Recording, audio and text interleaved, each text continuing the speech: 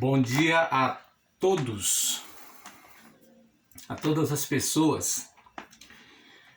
Eu vos saúdo com a graça, com a paz do nosso Senhor e Salvador Jesus Cristo.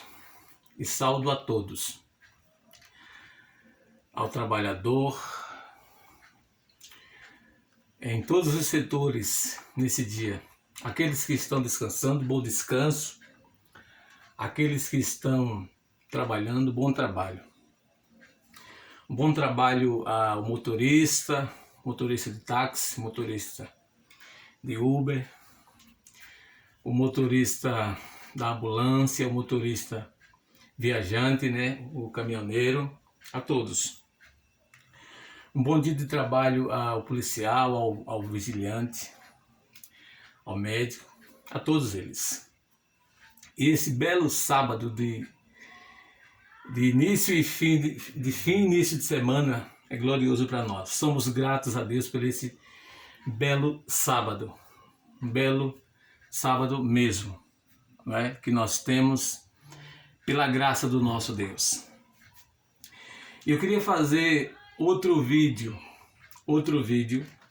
voltado para aquelas coisas que Paulo se referiu quando ele estava escrevendo aquela carta aos irmãos de Filipenses, aos irmãos de Filipos, aliás. Filipenses são as pessoas que moram ali, os irmãos de Filipos, lá. E Paulo vai dizer no capítulo 1, verso 12, que aconteceram coisas até ele chegar ali em Roma, preso, pela primeira vez em Roma. Ele está preso em Roma pela primeira prisão, porque ele foi preso 2 vezes. E ele vai dizer que aconteceram coisas que contribuíram para o progresso do Evangelho. E é muito curioso esse texto, porque a gente fica perguntando que coisas foram aquelas. E além de querer sabermos que coisas foram aquelas, o que é que eu posso aprender daquelas coisas que Paulo se refere, que aconteceram, que não interrompeu de maneira alguma a progressão do Evangelho, ou seja, o plano da pregação continuou. Mesmo que Paulo sofreu, mesmo que os seus companheiros de viagem também, E nós já vimos aqui como eles sofreram. Vejam ali, por exemplo, quando Paulo é perseguido em Damasco, Ele é perseguido em Damasco. Uma coisa que a gente notificou aqui. Ele foi rejeitado em Jerusalém, quando ele procura refúgio lá em Jerusalém. Ele é rejeitado pela igreja. Os irmãos não acreditaram que Paulo estava realmente sendo sincero, que ele era discípulo, não. Os irmãos não acreditaram nisso. E logo Paulo sai de Jerusalém, às pressas, porque Deus quer que saia de Jerusalém, e ele vai para Tarso. E passa 10 anos ali em Tarso. No anonimato, a igreja está crescendo, a igreja está gozando da paz, a igreja está evangelizando ali fora de Jerusalém, chega em Antioquia. Ou seja, a obra está a todo vapor e Paulo está no anonimato. Depois ele é chamado para a igreja de Antioquia. A igreja de Antioquia comissiona ele faz a primeira viagem missionária com Barnabé e um servo chamado João Marcos. E logo em Listra, de cara em Listra, ele já é apedrejado ali. Então vá anotando aí. Perseguido em Damasco, rejeitado em Jerusalém, esquecido em Tarso, e agora ele é apedrejado em Listra. E terminando a primeira viagem missionária de Paulo, ele retorna para a igreja em que enviou, Antioquia da Síria, e projeta ali. Algumas coisas aconteceram, a gente já falou aqui nos vídeos anteriores, algumas coisas bem interessantes, como o Concílio de Jerusalém. E ele projeta a sua segunda viagem missionária, chega em Filipos. Depois de uma mudança de projeto, Deus planeja a entrada dele na Macedônia, e ele chega em Filipos. E como nós vimos no vídeo passado, em Filipos ele é preso. E nós vimos 2 coisas que aconteceram antes dele ser preso, dele ser chicoteado e preso. Quais foram as 2 coisas? Primeiro, a conversão de Lídia, uma mulher temente a Deus, uma mulher que morava em Tiatira, uma mulher que realmente era rica, mas temente a Deus. A segunda coisa foi a cura daquela jovem possessa por um espírito de Pitom, um espírito de adivinhação. E Deus abre o coração de Lídia e liberta essa jovem aqui. E foi esse fato aqui da libertação dessa jovem que levou Paulo e Silas para a prisão. Eles foram açoitados e presos, de acordo com o verso 23 de Atos, capítulo 16. E o que nós pretendemos nesse vídeo agora é analisar o comportamento desses dois servos de Deus dentro do cárcere, dentro da prisão. É ver como eles viram a prisão, como eles aceitaram aquela prisão, porque é muito estranho para aquelas pessoas que não conhecem o Evangelho e o propósito pelo qual ele tem de pregar, de ser anunciado a todas as nações da terra, e verem aqui dois servos desse Evangelho sendo presos, como foi Paulo e Silas. Então vamos analisar aqui o que aconteceu aqui com esse servo, como é que eles viram a prisão, o que eles fizeram na prisão e o que Deus fez com eles ali na prisão. Em primeiro lugar, nós vamos ver como eles estavam na prisão. E eu quero analisar aqui do verso 25 do capítulo 16 de Atos. Diz assim: por volta da meia-noite, tarde, né? Paulo e Silas oravam e cantavam louvores a Deus, e os demais companheiros de prisão escutavam. Isso aqui é o meu primeiro ponto de destaque. O comportamento desses dois homens de Deus dentro de uma prisão. Agora vocês vão perceber que a prisão em que Paulo e Silas foram submetidos não foi uma prisão assim, irmãos, do tipo dessas que nós temos hoje. Hoje as prisões que nós temos, os cárceres que nós temos hoje, é um verdadeiro luxo. As pessoas entram lá, às vezes, para ter um modelo de vida diferente do que nós temos aqui. Se você ver o verso, se você dar uma olhadinha no verso 24, diz assim: este recebeu, está falando do carcereiro aqui, este recebeu tal ordem, levou-os para o cárcere anterior e lhe prendeu os pés no tronco. Perceba que eles estão dentro do cárcere, mas eles estão presos num tronco. Eles estão aprisionados, amarrados, acorrentados ali no tronco. Diferente do dia de hoje, né? As pessoas vão para determinadas prisões e lá é luxo, é internet, é telefone celular, é visitas de tudo quanto é lado ali. E tem gente que planeja o crime ali dentro da prisão nos dias de hoje. Agora, três coisas nos chamam a atenção sobre essa noite em que eles estão presos. Quais são as três coisas? Primeiro, Paulo e Silas, eles começam a orar. Eles oram. Verso 25 diz que por volta da meia-noite, Paulo e Silas oravam. Oravam quem? Ao Deus Todo-Poderoso. Aquele que pode todas as coisas. E nós precisamos destacar dois pontos aqui na oração. Primeiro é entendermos o que não é oração. E segundo, o que é oração. O que não é oração? Oração não são palavras mágicas que saem da boca de determinadas pessoas e logo tem um efeito. Acontece alguma coisa por eles falar algumas palavras. E oração não é aquele pensamento positivo de que as coisas vão dar certo. O cara está desempregado, logo vai vir uma porta de emprego para ele. A pessoa está doente, logo a cura vai vir. Aquele pensamento positivo. Isso não, oração não é isso. Na verdade, isso é uma ideia errada de oração. E a segunda coisa que eu quero destacar aqui sobre oração é que o que é oração? Oração é uma fala sincera. E essa fala voltada para Deus. É uma fala com Deus. E nessa fala você pode agradecer, você pode pedir, você pode interceder, você pode louvar e você pode até argumentar com Deus algumas coisas. Nunca é pecado argumentarmos com Deus algumas coisas do ponto de vista verdadeiro, sincero e racional.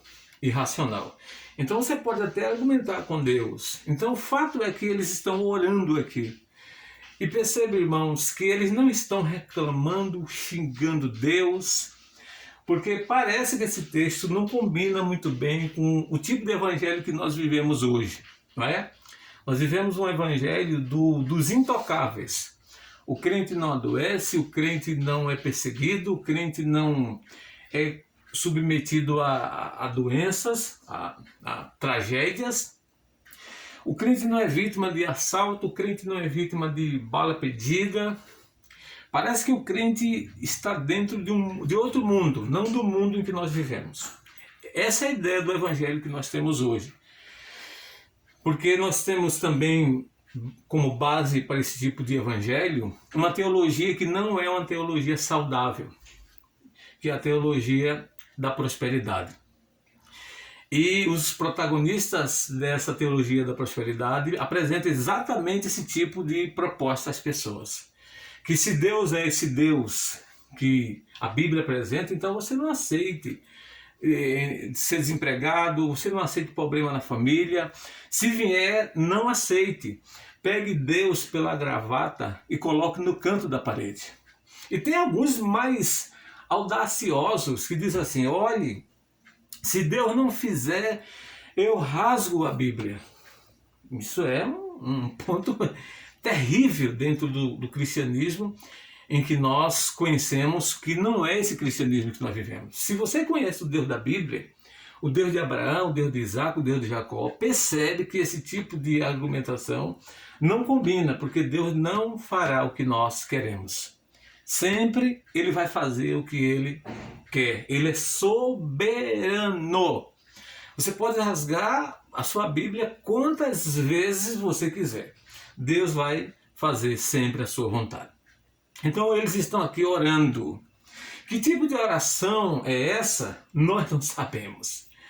Talvez um pedido. Senhor, nos livre daqui, Senhor. O Senhor foi quem mudou essa agenda. Eu ia para o outro lado aqui. É um argumento de Paulo. Pode ser que sim, que ele esteja aqui argumentando. Foi o Senhor que nos trouxe aqui para esse lado da Macedônia, e estamos em Filipos, preso. Então, se o Senhor fez isso, eu creio que não foi para nos deixar aqui na cadeia. Talvez ele estivesse orando esse tipo de oração aqui, ou fazendo esse tipo de oração aqui. Mas nós não sabemos. É apenas uma conjectura que nós estamos fazendo aqui. Então, eles estão orando em primeira mão. Segunda coisa que eles estão fazendo é cantando louvores a Deus. Olha, irmão, o cântico perfeito, o cântico de forma legítima, faz com que Deus habite no meio do cântico. A Escritura Sagrada, que é a palavra de Deus, vai nos garantir o seguinte: que Deus habita no meio dos louvores. Perceba, Deus não habita no meio de qualquer tipo de coisas que a gente cante, mas no meio dos louvores. O louvor teocêntrico, os louvores cristocêntrico, os louvores que expressam o amor de Deus, a grandeza dele, o seu poder, a sua soberania, os seus atributos visíveis e os seus atributos invisíveis. Deus habita nesse tipo de louvores. Eles estão cantando louvores a Deus aqui. E uma terceira coisa que nos chama a atenção aqui é os demais companheiros, ou seja, os presos dali junto com Paulo e Filipe e Silas, desculpem, eles estão escutando. Perceba, irmão, tarde da noite, depois da meia-noite, e não tem aqui os presos dizendo assim: que coisa chata.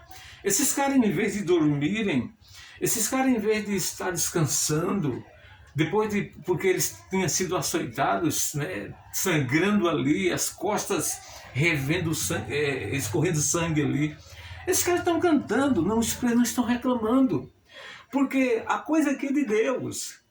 A oração, o louvor é voltado para Deus. E quando as coisas é feitas assim, dessa maneira, nesse ponto, nesse patamar aqui, Deus faz com que os corações se abram. Vocês lembram de Lídia? Paulo falava e Lídia, Deus abriu o coração de Lídia para ela compreender as coisas que Paulo falava. É interessantíssimo isso aqui. E esses são os 3 pontos importantes: oração, cânticos e atenção. Eles escutavam. Eles escutavam porque a oração não era aquela oração monótona, não era um louvor doente, frio, para baixo, um louvor criado pela arte e imaginação do homem. Era um louvor expresso para o Senhor e Salvador Jesus Cristo. Agora, irmãos, diante desse cenário aqui da prisão, Paulo e Silas orando, cantando, os presos ouvindo, 3 coisas acontecem.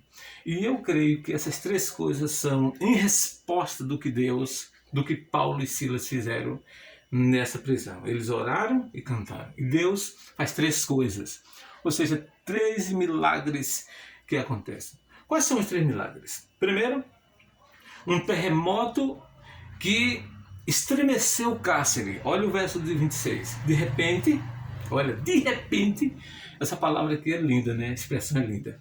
Quando tudo está sombrio, quando nós não temos resposta para nada, quando nós estamos, como diz as pessoas, entre a cruz e a espada, quando estamos no meio da encruzilhada, sem saber o que vai acontecer, de repente aparece Deus trazendo a solução, como resposta para a glória dele. O que aconteceu? Sobreveio tamanho terremoto que sacudiu os alicerces da prisão. E por que isso aqui é milagroso? Porque sacudiu a base da prisão sem que o teto da prisão caia por cima dos presos. E Deus abala ali o cárcere, o piso da prisão, a base, e aqui era uma resposta dele. É como se Deus dissesse assim: eu estou aqui, eu vim socorrer vocês. Um abalo ali, um terremoto.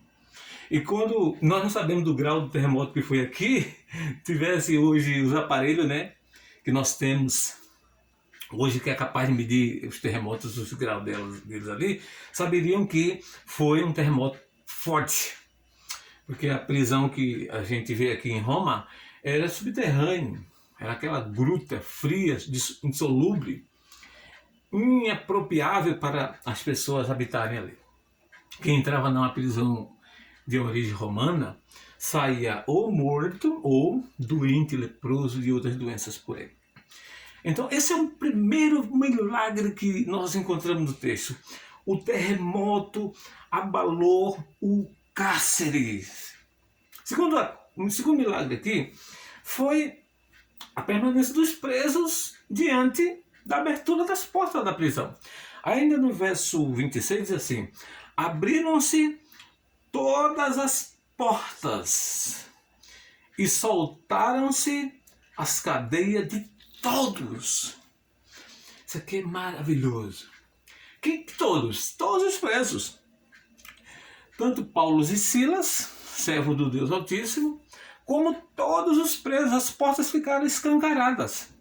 E pasme, nenhum prisioneiro tiverá audácia de fugir dali. Que maravilha isso aqui! Ou seja, uma ação sobrenatural de Deus prevenindo ali a vida do carcereiro. Porque o que Deus queria era salvar o carcereiro e a sua casa. Era um projeto de Deus. Estava dentro da projeção divina. Porque, irmãos, pense comigo aí. Quem ia desperdiçar um privilégio desse?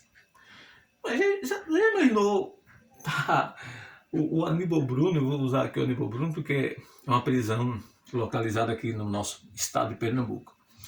Você já imaginou o Aníbal Bruno, de repente, um terremoto que aconteça ali, abala o piso do Aníbal Bruno, ele continua, né, o prédio intacto, e todos os presos se vê livre. Você imaginou o que vai acontecer? É lógico que os presos vão embora.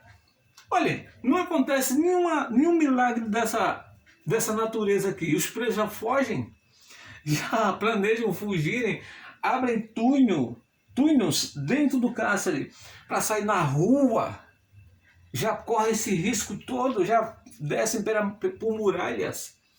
Imagine uma situação como essa, todos os presos livres, mas todos ficaram ali. Quando o carcereiro viu aquela cena, a primeira coisa que ele fez foi tentar o suicídio. Se você ler o verso 27, diz assim: o carcereiro despertou do sono, veja, não é bom dormir, hein? E vendo abertas as portas do cárcere, puxando da espada, ia se suicidar, supondo que os presos tivessem fugido.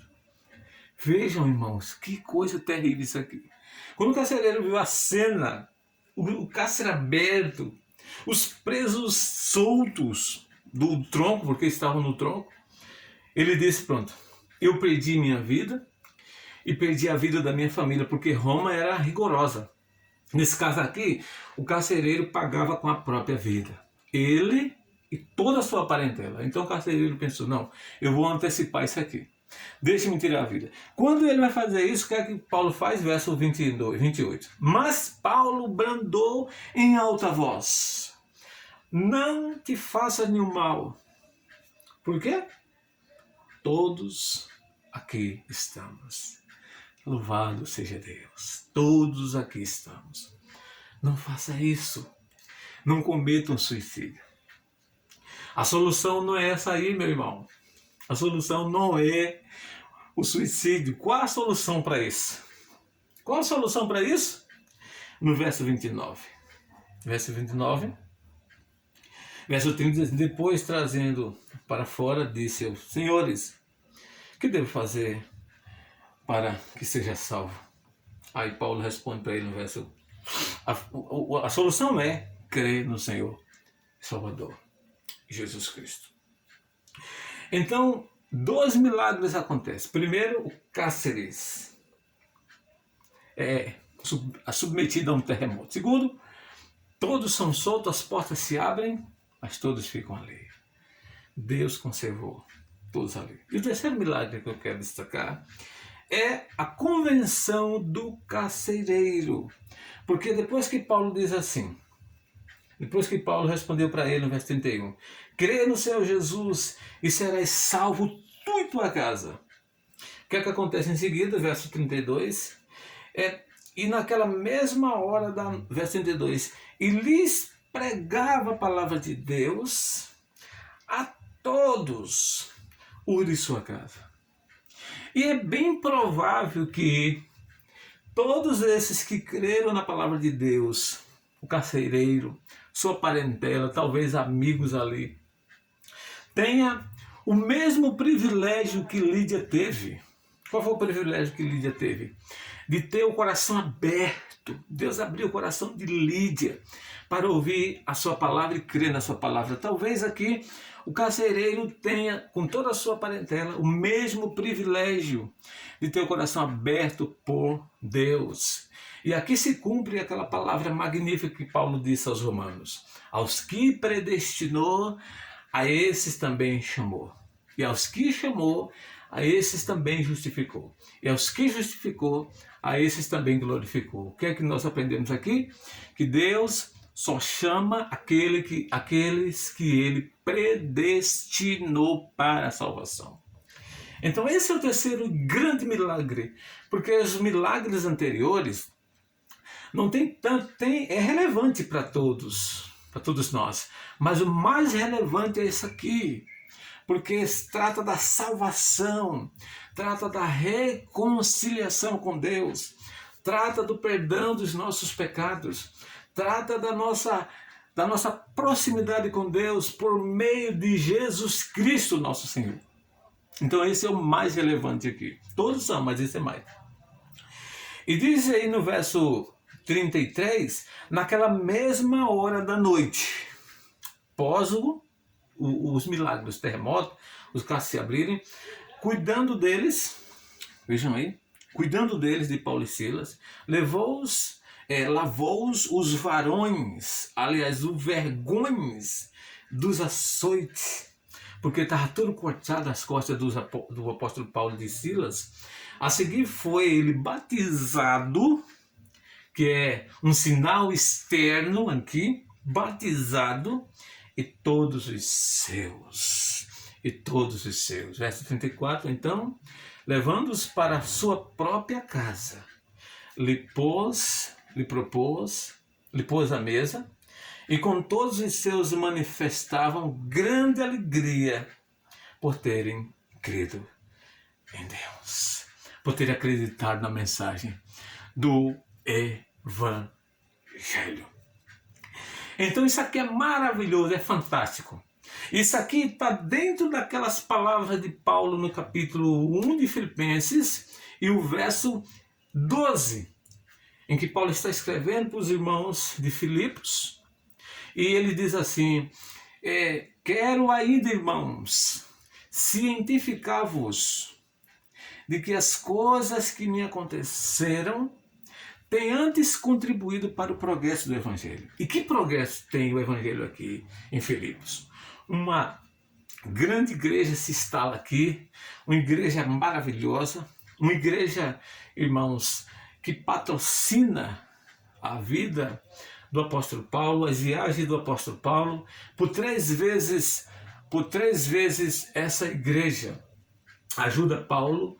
Quando Paulo chega na Macedônia, Paulo é escorraçado lá de Tessalônica, capital, Macedônia, capital da Tessalônica. E nessa dificuldade toda que Paulo tem, a igreja manda recursos para Paulo lá.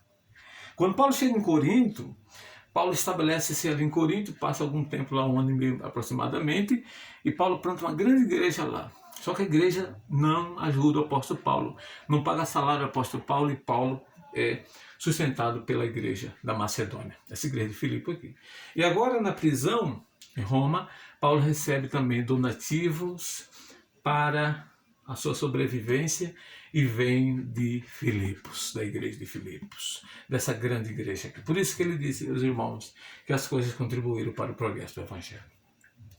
Que coisa linda isso aqui! Que maravilha esse tipo de coisas que aconteceram com Paulo. Que nós possamos aprender sobre isso aqui. A nossa meta, se Deus assim permitir, é chegarmos até Roma. Nós estamos vendo aqui de Damasco até Roma. Porque Paulo sai perseguido de Damasco, é rejeitado em Jerusalém, é esquecido em Tarso, é apedrejado e preso, açoitado e preso aqui, apedrejado em Listra, açoitado e preso aqui em Filipos, e agora ele vai lá para Tessalônica, e lá em Tessalônica ele é escorraçado. E o próximo vídeo, se Deus quiser, nós vamos tratar dessa questão aqui, dessa chegada de Paulo em Tessalônica, e ver o que nós podemos aprender aqui. Louvado seja Deus, que Ele seja engrandecido, que Ele seja exaltado, que Ele nos fortaleça com sua graça, que nós possamos viver na dependência dessa sua graça, da sua bondade, dessa sua misericórdia, que nós possamos aprender que pregar o Evangelho como ele é, como Deus quer que ele seja pregado, não é fácil, não é fácil. As perseguições vêm, aqueles que não conhecem o Evangelho, não creem no Evangelho, vai perseguir o pregador, sim. Vai acusar o pregador, vai perseguir o pregador e às vezes matam o pregador, mata o mensageiro. Porque quando você não pode com a mensagem, você tem que atacar o mensageiro. Tem que parar o mensageiro para que o mensageiro não prossiga na sua pregação, na sua obra missionária. Que Deus nos ajude. Quero agradecer a vocês que já se inscreveram no nosso canal, não é meu, é nosso. Fez bem nos ajudar nesse sentido. E você que não se inscreveu, se inscreva aí. Indique a um amigo, né? Deixe o seu comentário, deixe o seu joinha e compartilhe aí com outras pessoas para que a gente possa, pela graça do nosso Deus, levar essa palavra a mais pessoas. É uma missão nossa, é uma missão que nós recebemos do nosso Senhor Jesus Cristo. Nós fomos salvos por graça, temos que levar a palavra dele por graça. Tudo de graça, para que a palavra seja o ponto forte e seja engrandecido. Tenham um bom dia, fiquem todos com Deus e até a próxima, se Deus assim permitir. Em nome de Jesus.